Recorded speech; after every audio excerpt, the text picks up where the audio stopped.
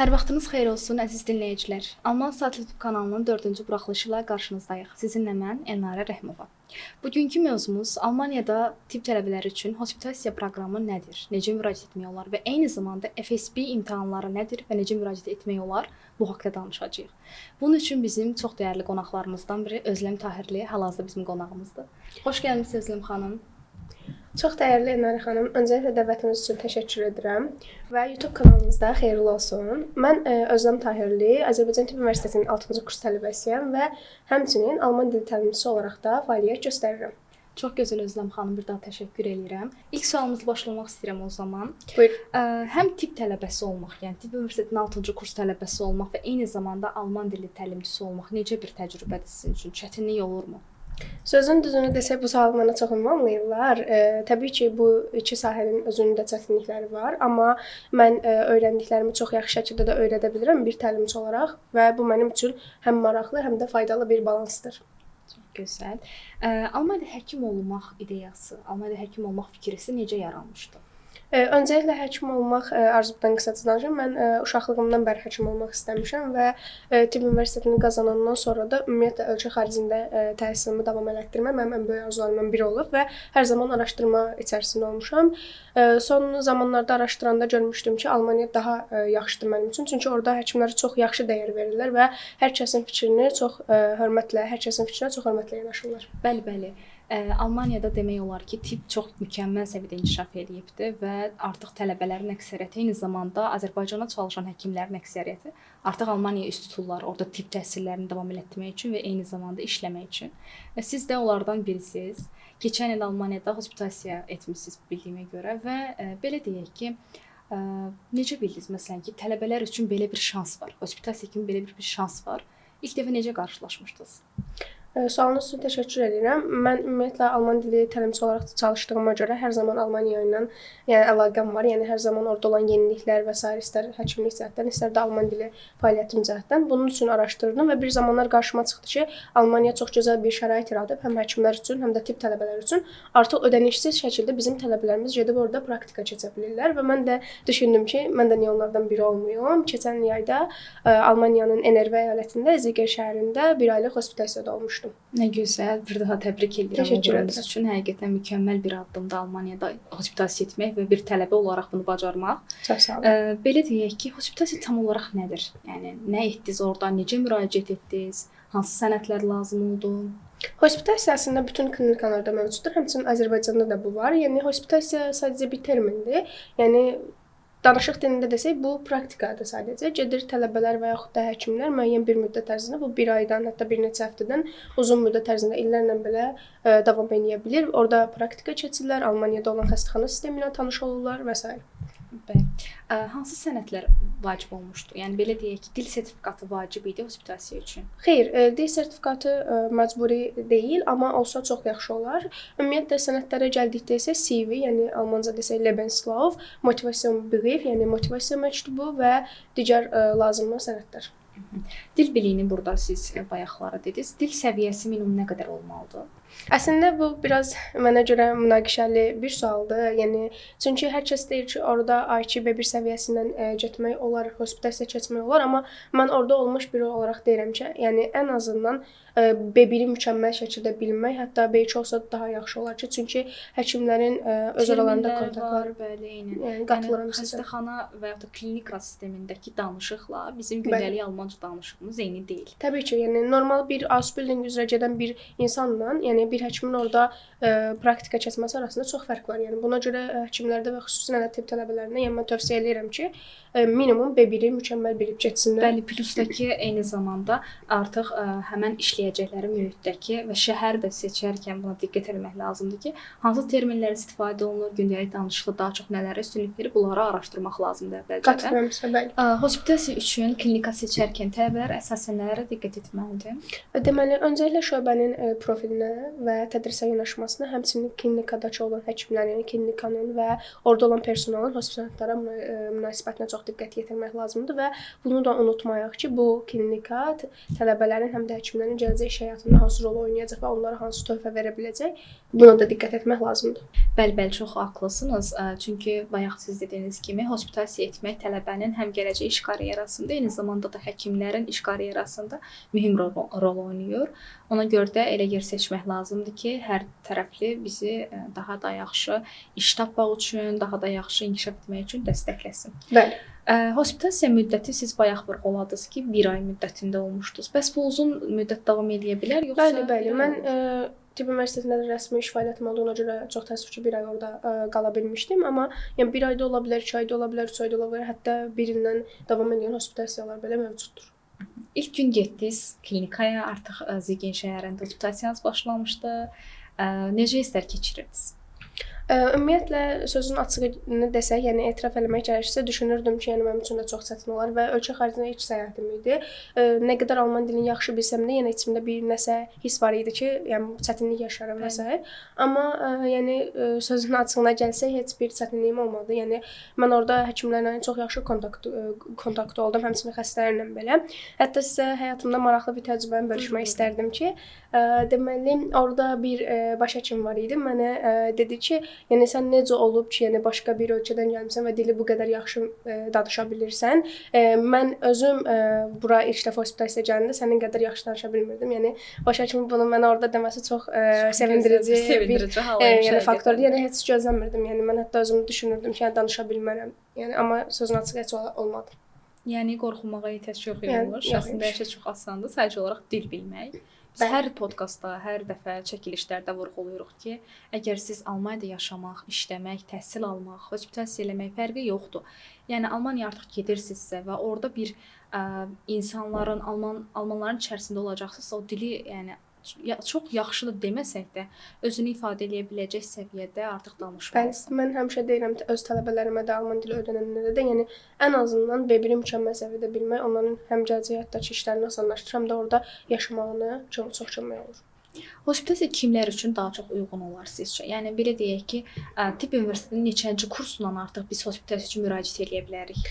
Bunun əslində bir limiti yoxdur. Neçənci kurs olsun və yaxud da həkimlərin hansı sahə olsun. Sadəcə mən tövsiyə edirəm ki, ən azından tibbi bilikləri olmalıdır tələbələrin ki, ora gedəndə anlasınlar ki, bunlar bura nəyə gəliblər və həkimlər nə isə ifadə edəndə, hansısa termini deyəndə, yəni ən azından tam anlamasalar belə başa düşsünlər. Yəni bunun üçün mən tələbələrə tövsiyə edirəm ki, yəni 2-ci kursdan sonra müraciət etsələr daha yaxşı olar. 2-ci, 3-cü kursdan sonra bəli.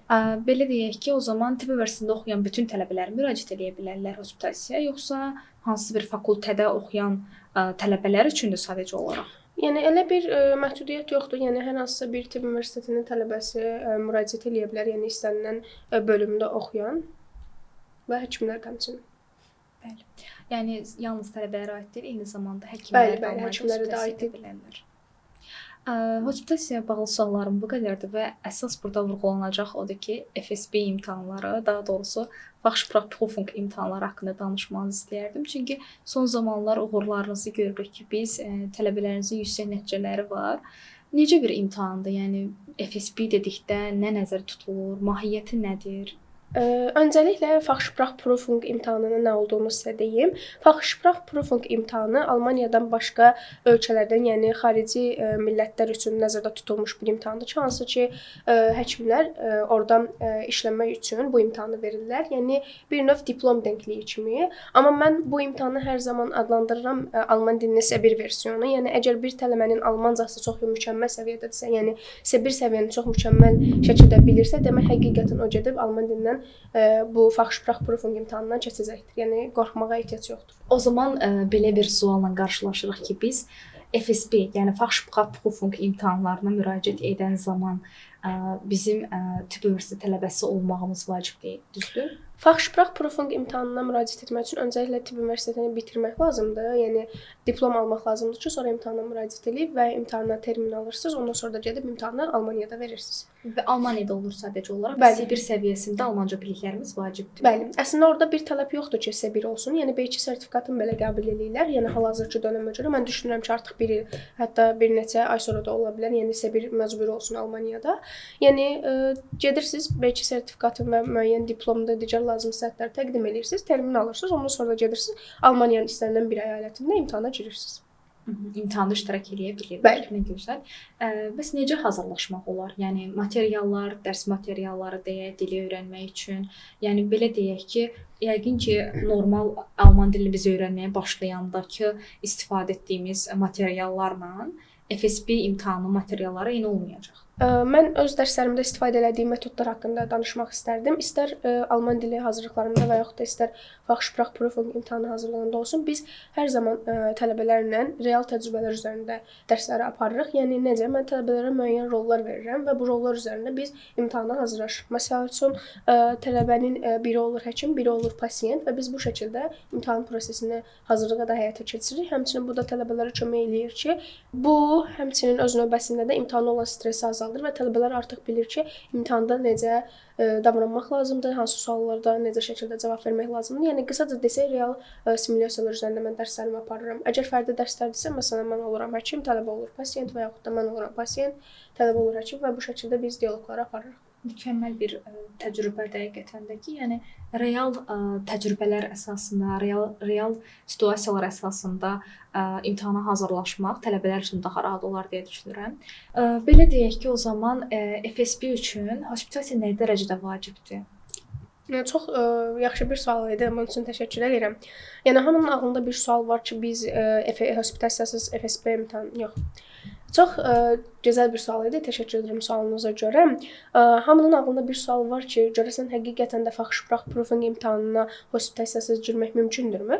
Təbii ki, əlbəttə müəyyən lantlar var ki, biz orada Fachsprachprüfung imtahanına hospitasiyasız girə bilərik, amma mən bunun heç tərəfdarı deyiləm və öz tələbələrimə və digər həkimlərə də, kolleqalarıma da tövsiyə edirəm ki, mütləq şəkildə ən azı bir ay belə olsa hospitasiyada olsunlar. Çünki hospitasiya real bir təcrübədir. Həm imtahan hazırlığı üçün, həm də tələbənin orada necə davranması ilə əlaqəli olaraq tələbə gedir hospitasiyada, hətta minlərlə təcrübə ilə qarşılaşır ki, həkim pasiyentlə necə danışır, yəni həkim-pasiyent dialoqları, həkim arasında olan dialoqlar və sair məktubların yazılması. Yəni mən də şəxsən öz təcrübələrimi oradan toplamışam. Elə bayaqları siz burada dediniz, mən istədim bu sualı ünvanlayım ki, düzgün anamnez necə toplanılmalıdır?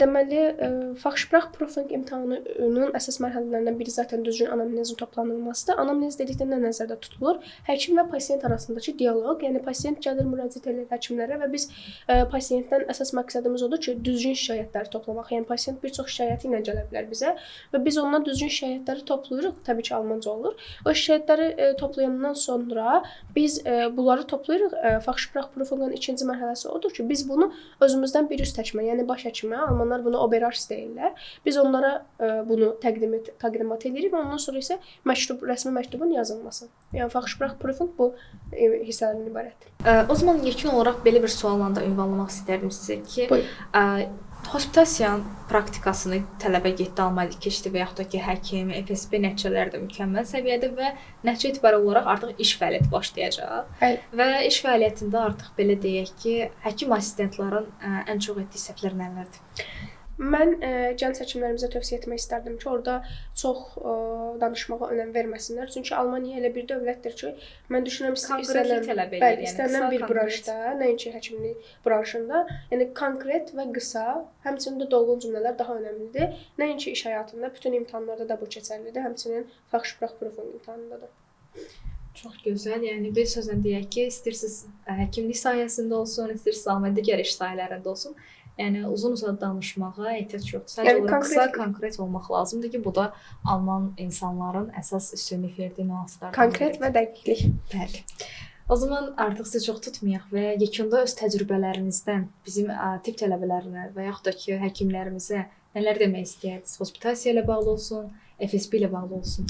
Öncəliklə çox təşəkkür edirəm. Yəni çox xoş oldu mənim üçün və mən burdan alman dili öyrənən hər kəsə, başda öz tələbələrim olmaqla istər həkimlər olsun, istər digər branşlara çalışan tələbələr olsun, onlara təkcə tövsiyəm budur ki, məqsəd qoyun. Yəni məqsəddən vaz keçməyin. Yəni düzdür, bu yolda çox çeşməkeşli proseslərlə qarşılaşa bilərsiniz, yollarla qarşılaşa bilərsiniz, amma çalışın ki, o məqsədinizdən vaz keçməyin və hər zaman əziyyətinizin qarşılığını alacaqsınız. Və həkimlərə tövsiyəm bu olar ki, onlar öz əzmliliyini və dözümlülüyünü itirməsinlər. Çünki həkim olmaq zaten özü bir uzun yol deməkdir. Və mən bütün həkimlərə demək istəyirəm ki, ümumiyyətlə Almaniyada həkim olmaq bir marafondur, yəni sprint deyil. Buna görə də səbirli olmağınız və daimi çalışmağınız məsləhətdir. Hər kəsə uğurlar arzulayıram. İnşallah hər kəs istədiyi yerdə, istədiyi vaxtda olar. İnşallah, çox təşəkkür edirik. Ümid edirəm ki, artıq gələn il siz universiteti bitirdikdən sonra FSP imtahanına hazırlaşacaqsınız və bu mükəmməl nəticələriniz sayəsində uğurlar əldə edəcəksiniz. Bir daha təşəkkür edirik Özləm xanım, qonağımız olduğunuz üçün, bizimlə təcrübələrinizi bölüşdüyünüz üçün. Mən təşəkkür edirəm sizə, xoş günlər arzulayıram. Çox sağ olun. İnşallah növbəti buraxılışlara dək sağ olun, salamat qalın.